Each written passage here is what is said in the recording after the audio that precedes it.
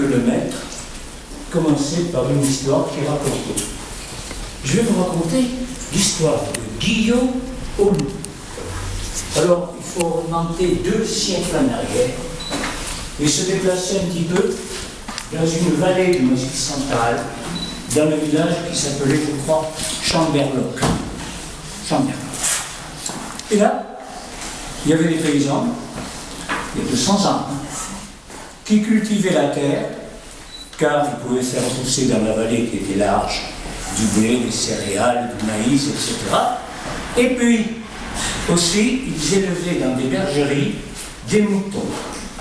Alors l'été, tout le monde était à la terre pour préparer la moisson, récolter, etc.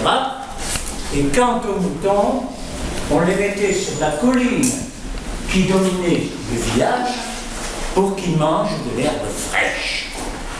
Malheureusement, à côté de ces collines, il y avait une forêt. Et dans cette forêt, est-ce qu'il y avait des loups? Des loups. Et alors, quand les gens travaillaient la terre dans la vallée et que les brebis étaient sur la colline, les loups, ils venaient manger les brebis.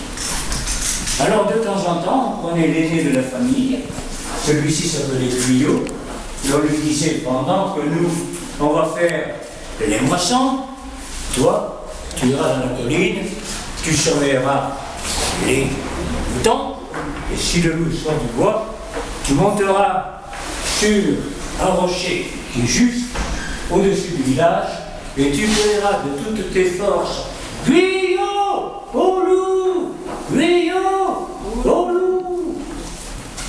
Guyot va dans la montagne, 8 jours passent, 10 jours passent, puis il commence à s'ennuyer. Alors il veut un peu de théâtre.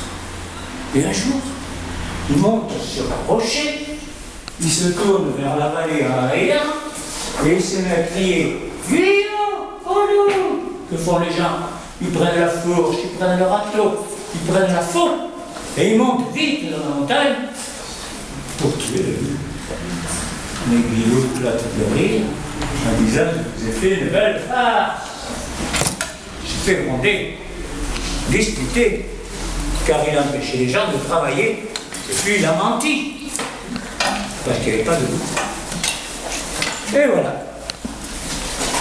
Le jour passe, 8 jours après, Guyot qui s'était amusé, on a dit bon, on va recommencer. On va les faire monter, ça leur fait du bien.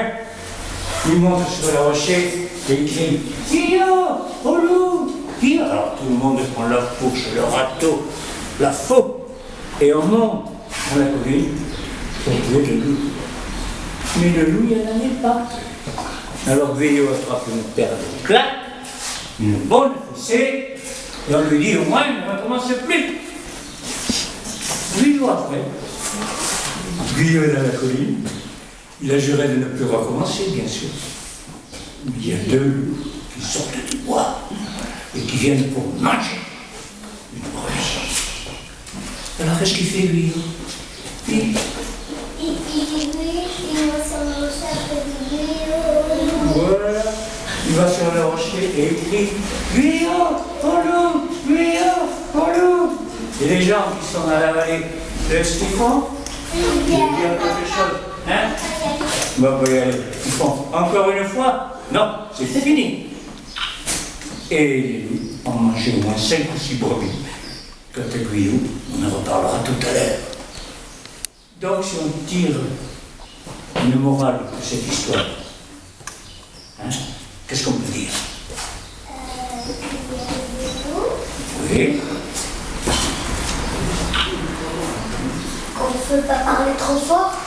Oui, oui. Il ne faut jamais mentir. Voilà. Léon, répète, dis-le fort. Il ne faut jamais mentir. Il ne faut jamais mentir. Elle a donc trouvé. Il ne faut pas mentir, sinon après si la chose c'est la vérité, il ne faut pas croire. Ben voilà. Et puis quand on vous confie un travail, il faut le faire sérieusement, sans s'amuser. Pour s'amuser, il y a la récréation. D'accord? il y a les vacances.